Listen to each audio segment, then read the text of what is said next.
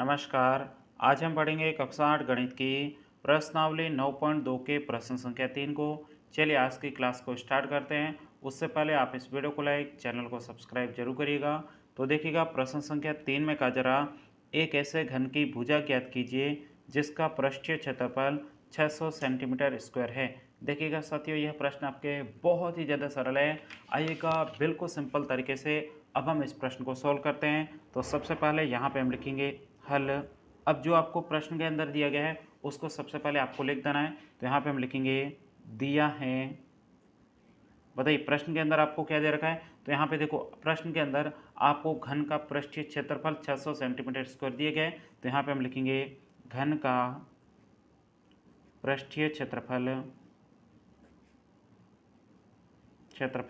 बराबर आपको कितना दिया गया है 600 सेंटीमीटर स्क्वायर। तो यहाँ पे 600 सेंटीमीटर स्क्वायर ये आपको दे रखा था, उसको यहाँ पे हमने लिख दिया। अब ध्यान से देखिएगा साथियों, यहाँ पे आपको घन का पृष्ठीय क्षेत्रफल का सूत्र पता होना चाहिए। तो मैंने आपको पहले भी सूत्र बता रखा है। घन का पृष्ठीय क्षेत्रफल कहो या फिर कुल पृष्ठीय क्षेत्रफल कहो, उसका सूत्र एक ही होता है। सूत्र क्या आपके 6 इंटू भुजा स्क्वायर। तो ये सिंपल तरीके से आपको सूत्र लगना है। अब इस सूत्र पे आपको भुजा की ज़रूरत पड़ेगी, लेकिन यहाँ पे आपको भुजा नहीं दी गई तो आपको भुजा को मान लेना है, क्योंकि भुजा यहाँ पे सूत्र में दी गई। तो यहाँ पे हम लिखेंगे माना घन की भुजा बराबर कितना है x सेंटीमीटर। हमने घन की भुजा को मान लिया है। अब सिंपल तरीके से क्या करेंगे, घन के पृष्ठीय क्षेत्रफल का सूत्र लगाएंगे और सीधा हम उत्तर प्राप्त करेंगे। बहुत ही आसान है। तो यहाँ पे लिखेंगे, अब यहाँ पे लिखेंगे घन का कुल पृष्ठीय क्षेत्रफल कहो या फिर पृष्ठीय क्षेत्रफल कहो, एक ही बात है। कुल पृष्ठीय क्षेत्रफल बराबर, अब घन के कुल पृष्ठीय क्षेत्रफल कहो या फिर कुल पृष्ठीय क्षेत्रफल कहो, इसका सूत्र क्या होता है 6 इंटू भुजा स्क्वायर। तो यहाँ पे लिखेंगे 6 इंटू, ये आपके हो जाएगा भुजा स्क्वायर। अब आप मुझे बताइए घन का पृष्ठीय क्षेत्रफल कितना है 600। तो यहाँ पे लिख देंगे 600 बराबर, अब यहाँ पे 6 की जगह 6, भुजा कितनी दे रखी x, तो यहाँ पे हमने भुजा को x माना था x, और ये आपके स्क्वायर हो जाएगा। अब सिंपल तरीके से क्या करेंगे, यहाँ पे आपको x का मान चाहिए। तो यहाँ पे जो 6 इसको पक्षांतर करके इधर लाएंगे। तो 600 पहले से था, यहाँ पे 6 गुणा में है, इधर आते 6 भाग में आ जाएगा, बराबर आपके क्या है एक्स स्क्वायर।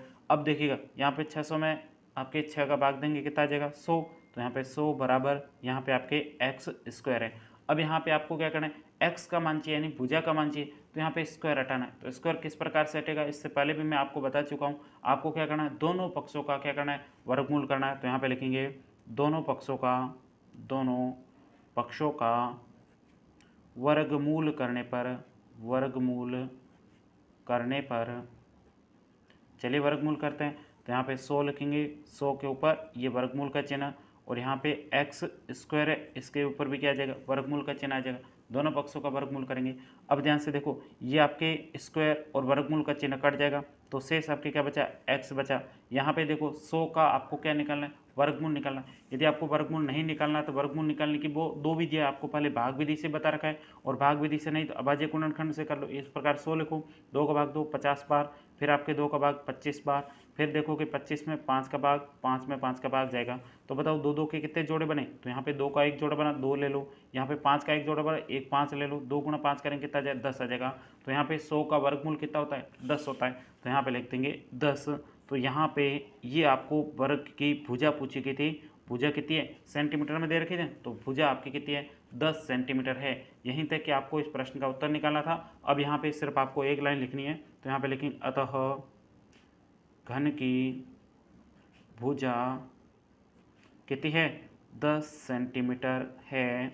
उत्तर यहीं तक कि आपको इस प्रश्न का उत्तर निकालना था। उम्मीद करता हूँ ये पूरा प्रश्न आपको बहुत ही अच्छे तरीके से समझ में आया होगा। यदि प्रश्न में कहीं पर भी कोई डाउट हो तो आप मुझे कमेंट्स करके पूछ सकते हो।